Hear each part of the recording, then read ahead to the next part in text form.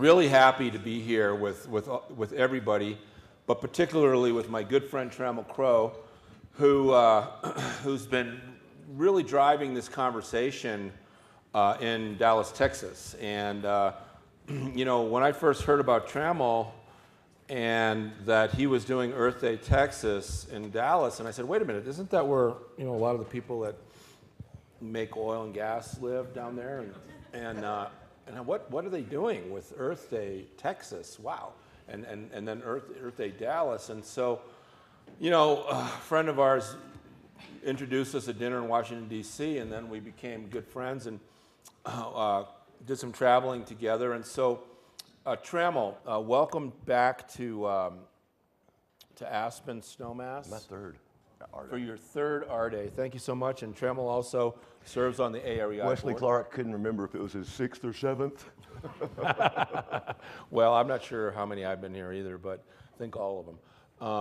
But anyways, I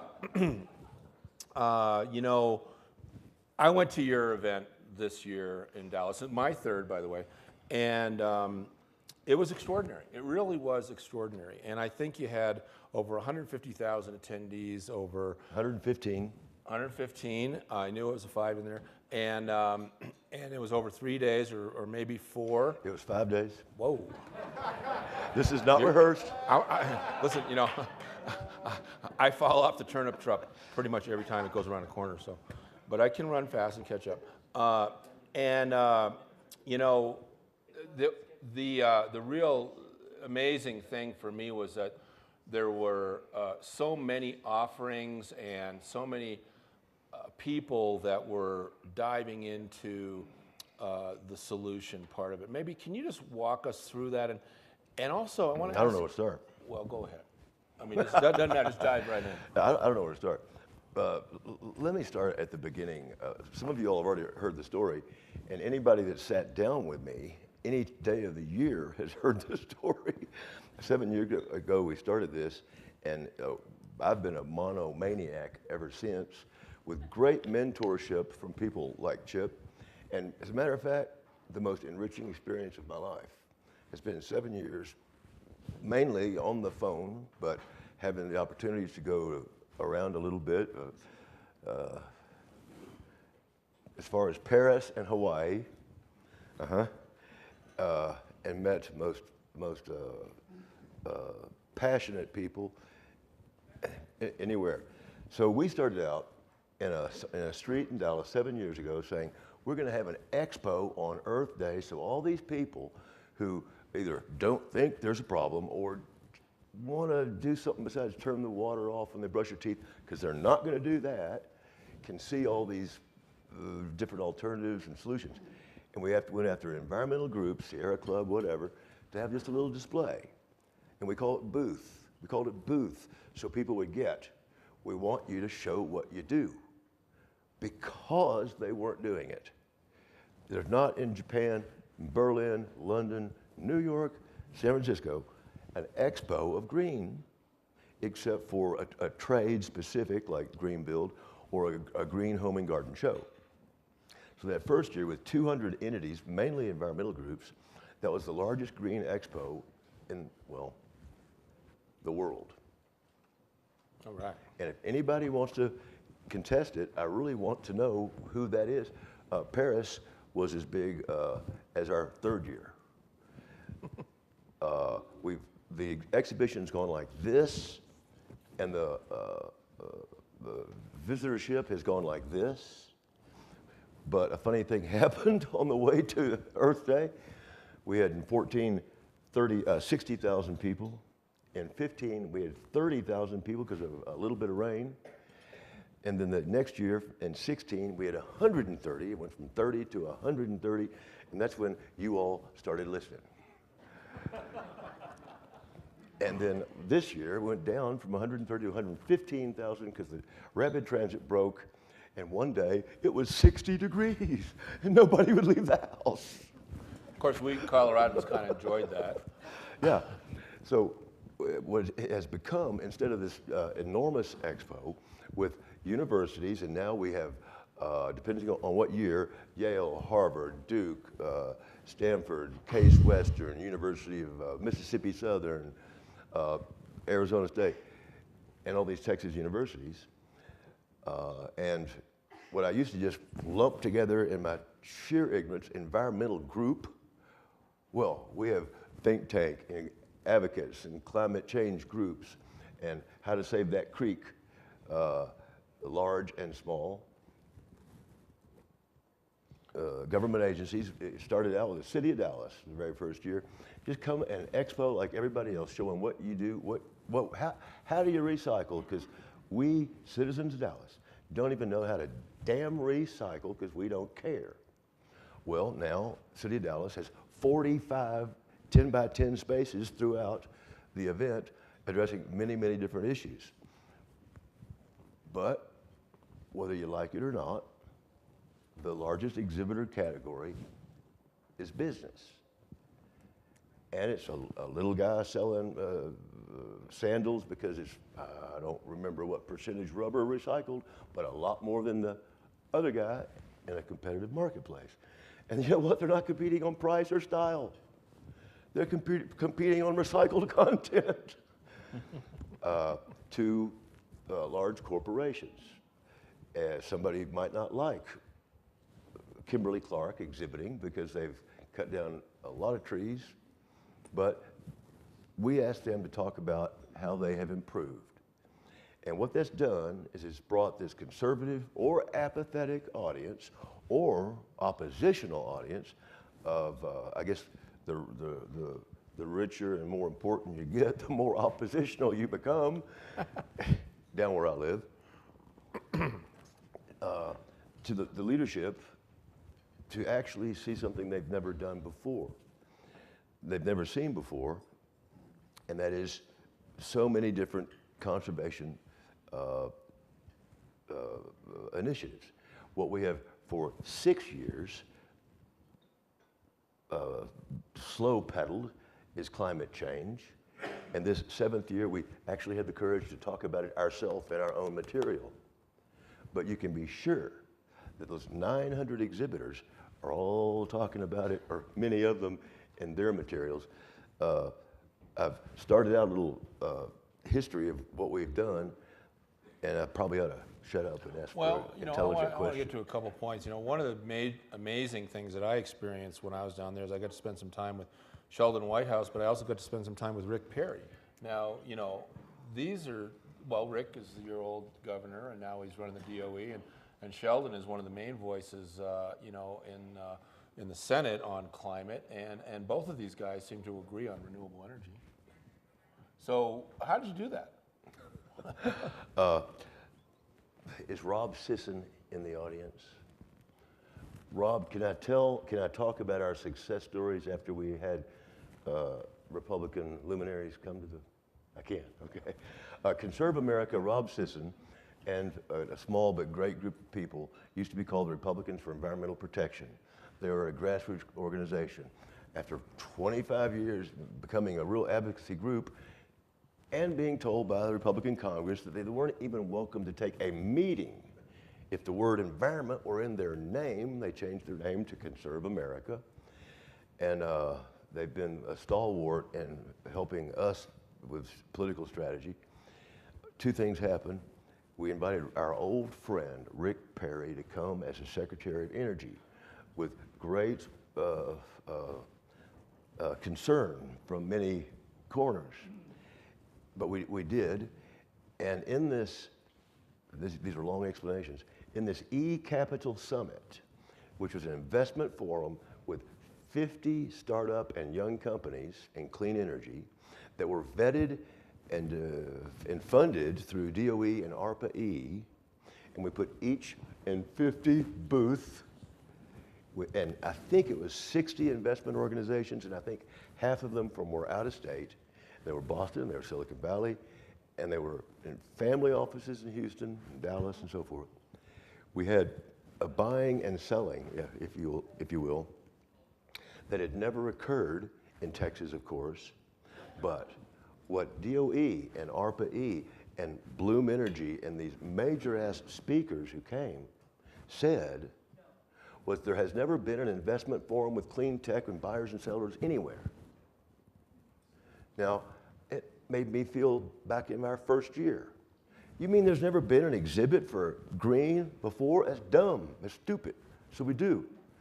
There's never been a buying and selling marketplace for clean tech. That's stupid, so we do. Sylvia Earle and others say that next year, ocean tech will be a major part of it. And there will be 100 of each. So Rick Perry came, and we took him down the hall. And we said, look, Rick, at what you've done. Now, he was a little bit new to the program. but he liked to see what he had done with all these things. And, well,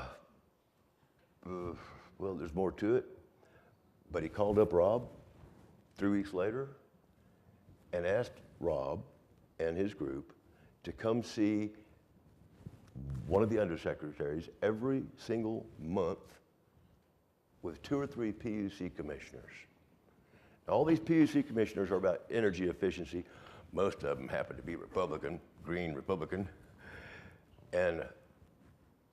But they are wolves in sheep clothing. They can really talk business to Rick Perry's people. So that was a real win that came out of it. The other win was Scott Pruitt. We asked Scott Pruitt to come to Earth Day. Well, we got more than just a few clamors from a few quiet corners.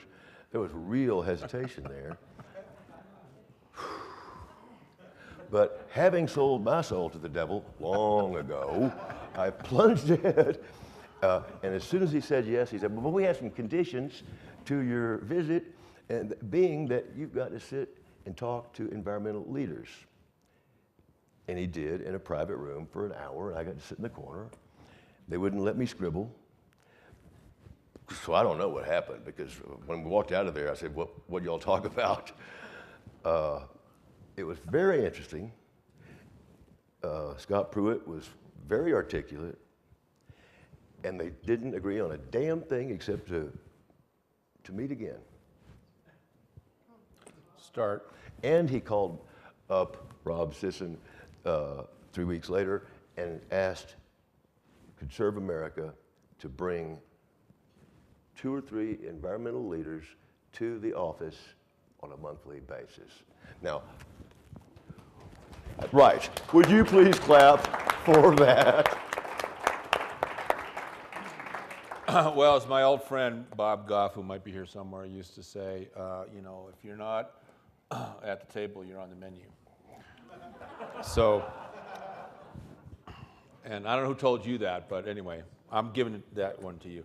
But Trammell, you know, thanks so much. Now, tell us though, how did Sheldon Whitehouse end up there? Because I listened to him give a speech in one of those side tents, and he really, you know, impressed me quite a bit in terms of, you know, what he's championing over there in renewable energy from the great state of Rhode Island. Well, there's a capitalist pig in Washington, D.C. that manages money, that knows everybody in Washington, D.C., and must have brought 15 strategic visitors to the event, and Sheldon was one of them, even though he was a Democrat. I'm kidding when I say that. We had at a party the different mixes that you're talking about of both parties. In fact, for a day and a half, there was a bipartisan convention of Bridge Alliance and Bridge USA that had 50 NGOs that did nothing but address bipartisanism. But Sheldon only appeared a couple of times, and one of the times was at a breakfast, and so happened that the president of Palau, the island nation, came, and one of my Democrat friends from Dallas had brought a company that tackles energy efficiency on large-scale projects, and Palau made a deal with Grid Market to stop shipping diesel fuel to Palau and to have that island nation come off the grid. They're probably going to be calling up Henk and say, how do we do this? Well, we're going to be calling up Hank in a minute, and he's going to tell us how he did in Hawaii. But before we get there, so what happened with Palau and Sheldon, and then was Pruitt involved in that too? No.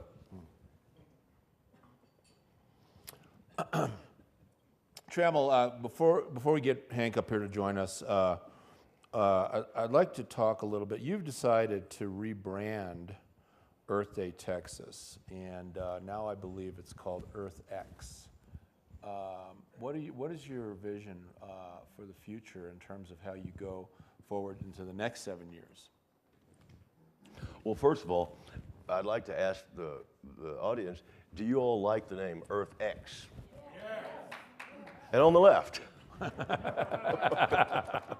Thank you. That was all the right-wingers that said that, I know. We've had really, really good response, especially at the United Nations Ocean Conference. People were just bringing it up. The problem we had was not wanting, I didn't want to drop our name Earth Day Texas, not because I was proud of it, but because I didn't want to assume that this is the Earth Day of America. I want to ask you to help make it the Earth Day of America. But the reason we did it is because we had a problem with our salespeople. We got about 10 salespeople. Michael Caine here runs our film festival, but he doesn't know behind his back I call him a salesperson. and when we call up corporations and we say Earth Day Texas, they send us to a certain person, and that doesn't help. And we need to really up the number of our Fortune 500 companies. So we wanted to go national, and then it was just a matter of what would the name be. What it's done is it's taken away geography, and it's taken away chronology. So if we want to, we can go away from Earth Day even. We're not wed to Dallas, Texas, but I suggest to you all that as you come to a place that you might not have been very often, in a place that looks very unwelcoming from the airplane, like that, it's a wonderful place for a very few days, and unless you live there year-round, right? We've got a critical mass that has a destiny now.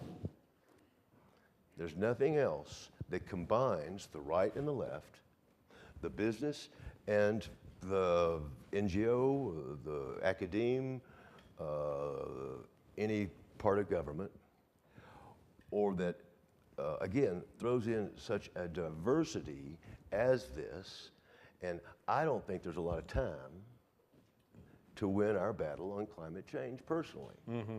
I don't stand up in my country club and say that, but I think tipping points have already been reached, so let's be very pragmatic. Let's dance with the girl what brung ya and come to this event that already has this huge momentum.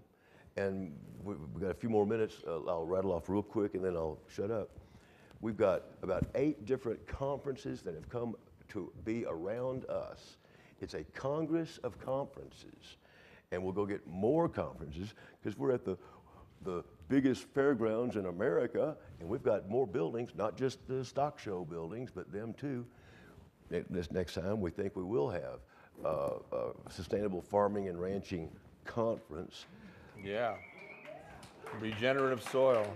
This Ocean Tech Investment Forum, but the Future 500 with the diversity it has. Matt Paskey was there with the AHC and the Business Sustainable Council. We have a multitude of small business sustainable councils coming to Dallas to have their meeting around this big expo. Send us your conference, send us your college, send us that big corporation in your town that we don't know about, and we will do our best and present our best face to convince them to come to one place, because this is the heart of the enemy. This is the heart of America, and I'm down there doing the dirty work. Yeah, so we need help. Thank you for that. Well, let's, when I first met you, we started talking about a green bridge between Dallas and Aspen, and you know, and then we were able to get you know, something going with Atlanta. John R.'s mom, Laura, started coming, and so I really think that it's important that we do create these green bridges. And one of the ones that we've been working on at AREDAY so long that's very important is the green bridge to China. And so with that, I'd like to introduce, have Henk Rogers come up in the face of the, that's your cue, the musical cue there. So that's, you know, remember the old shows, you know, behind door number 3? Well, okay, so Henk Rogers is also on the AREI board with Trammell and I and many others in this room. And Henk, he's been leading the renewable energy transformation in the great state of Hawaii for quite a long time, and in fact was one of the principal guys involved in pushing forward a law that's now in the books where Hawaii is mandated to be 100% renewable energy by 2045. And yeah, and so thank you for your leadership, Henk, and maybe you can, you know, we can pivot a little bit here and talk about, you know, what does it take to get an island state that I believe the average cost per kilowatt hour is like 35 cents or something, and that we ship in this bunker fuel in these gigantic tankers that get, you know, 1 mile or 1 knot per. So we import $5 billion a year of oil. $5 billion. Just get your head. It's like 1.23 million people spending $5 billion on oil. Okay, so not all of it's spent by the locals because 30% goes to 30% of it goes to jet fuel, and that's tourists spending the jet fuel. That's okay. Well, maybe it is and maybe it isn't. 30% goes to ground transportation. That's gasoline and diesel, and 40% gets burned in as bunker oil in power plants. And it's so we when we first started 11 years ago now. At first we were going to say, well, let's bring awareness, because basically people were not aware of the issues. People were not aware of the issues, and so we said, well, we're going to do a concert, and we got all ready to do a concert. We were ready to bring Paul McCartney to Hawaii to like make a big boom about it, and everybody would know about renewable energy after that. Lucky for us, Al Gore did it. And he did the concert all around the world, and so we didn't have to, because that was going to cost us a lot of money, and it was a lot of bang for a lot of bucks, and we are not sure about what would it bring us. And so we got together as a board of advisors. We got all of our advisors together, and we said, okay, so what are we going to do? And we spent 2 days figuring it out, and we turned it into an action-oriented foundation. So we didn't do any of this. We stopped spending lots of money to teach people something. We're actually going to make the change. And we hired the guy who used to run the Sierra Club in Hawaii to run the organization. And we've been doing action stuff. And when I say action, early on, to get people on our side, we had school children go door to door and exchange 300,000 light bulbs. In so doing, the children would have to have a conversation with the adults in the house. Can you do this for me, and can you do this for yourself? Because you're going to save a lot of money by doing this. And so then we started having people having the conversation. We also help people in the outer islands get refrigerators, because normally they have to fly to another island or buy a refrigerator, have it shipped back. By the time that's done, you're talking about a $1,500 item, which should only cost $250. So we did that. Anyway, so then the people became our friends. Then we started lobbying, and we started pushing. We intervened in the PUC. Before that, the PUC was sort of a rubber stamp organization for the electric company. They were in total control. We got the commissioners changed, and so there were lots of little interveners. There were like 14 little interveners versus the big electric company, and the interveners never got anywhere. So we organized all the interveners and say, we got to have one voice. Let's pick the most important thing and the second, and let's win on those issues. And then we do this every year. And so we've gone through, we've changed the PUC, we've changed the way Hawaii thinks. I think our biggest result, as Chip says, is the 100% renewable by 2045 for electricity. Thank you. Well, I think So what's California is going to follow your lead. Yeah. So here's the basis under which, because my personal objective is to end the use of carbon-based fuel in the world. And we've been doing a lot of work in Hawaii, and I basically have barely enough money to be able to do it in Hawaii. And so how does that going to work in the rest of the world? So the theory of change that we've been working under is if we do it in Hawaii, other people will notice and they'll start doing it in other places.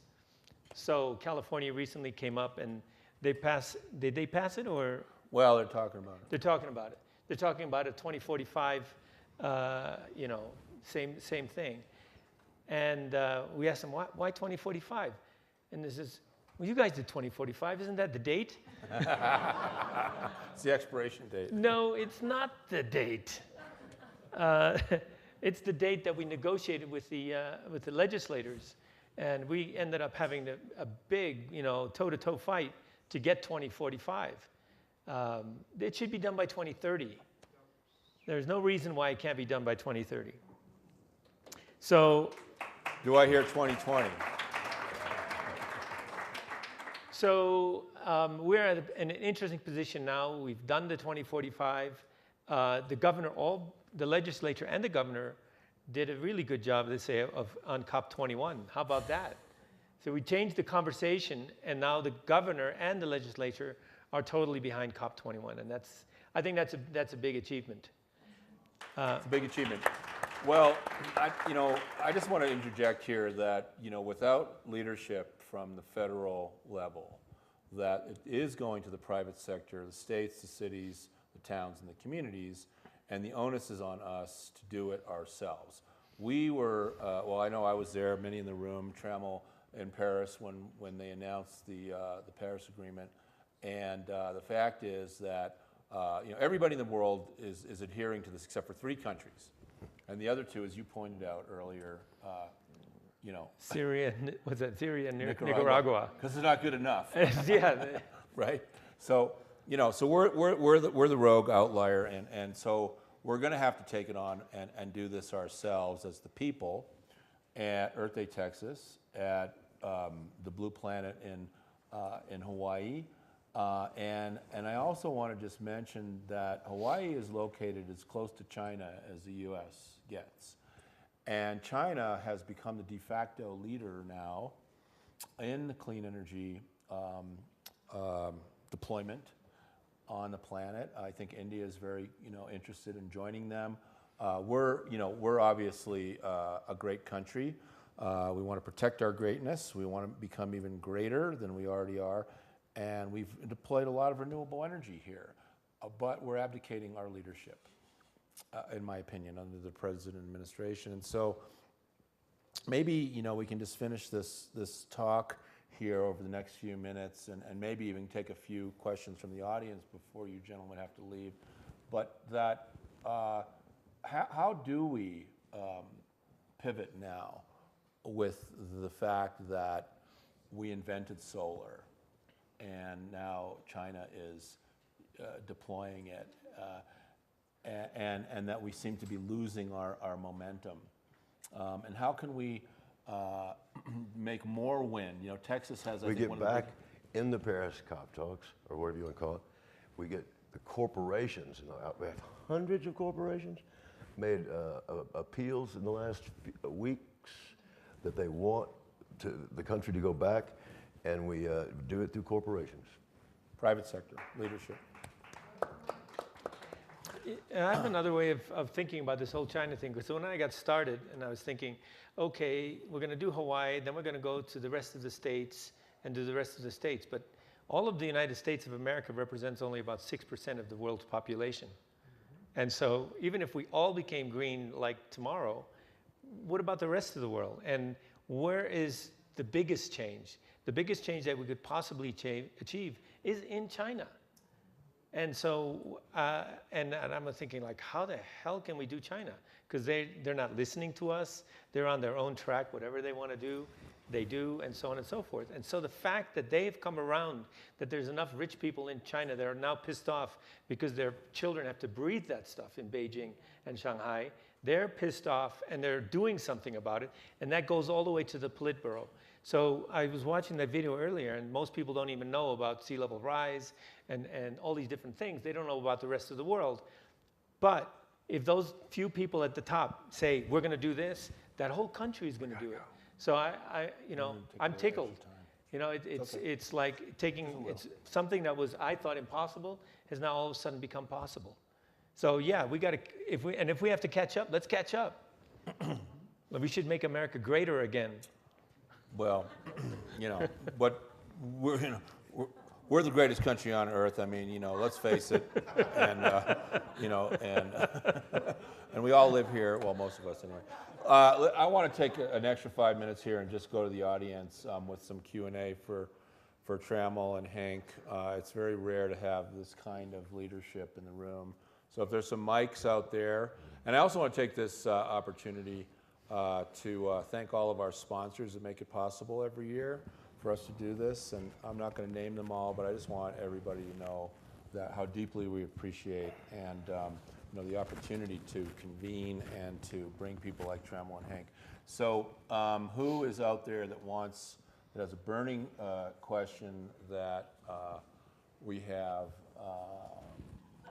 Yeah, make it short, please, and to the point. Thank you. Thank you, Chip. And it's just exciting to see the synergy build throughout the years from AREDAY and the organizations and see what is happening here.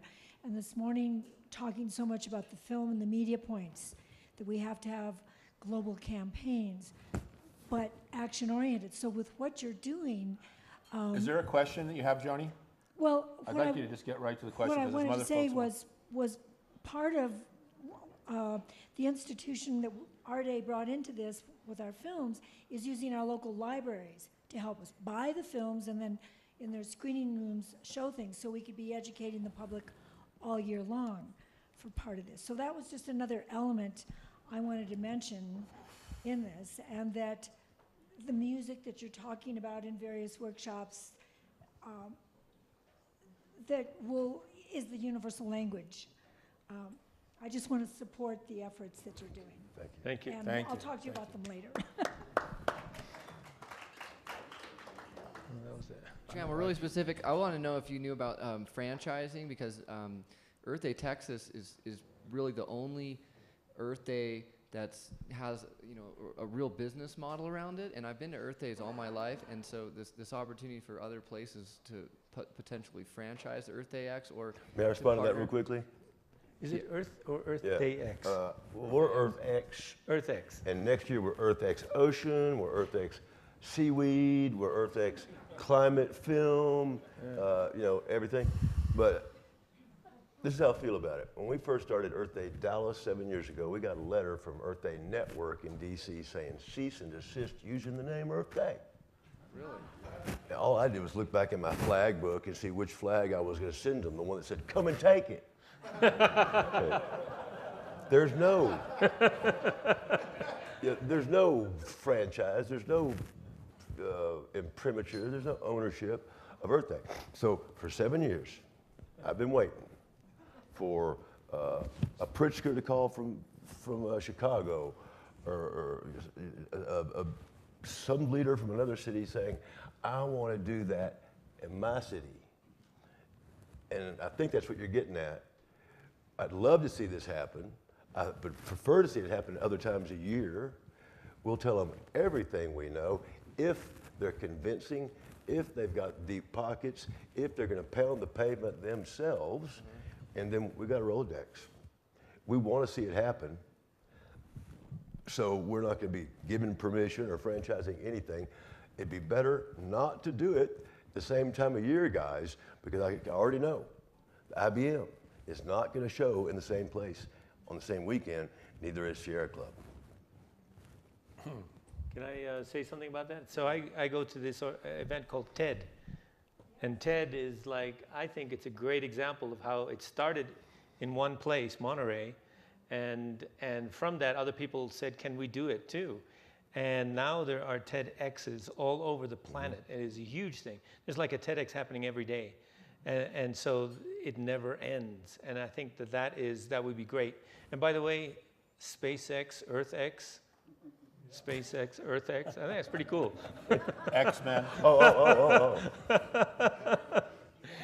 Yeah. We got our own billionaire over here doing our thing. So. Well, I just want to, conclude this with saying that, we're just very deeply appreciative of both of you guys' leadership on Planet X, and that we have our job cut out for us big time. So let's have a big hand for... No. Y'all come to EarthX next year and see the huge Hawaiian pavilion.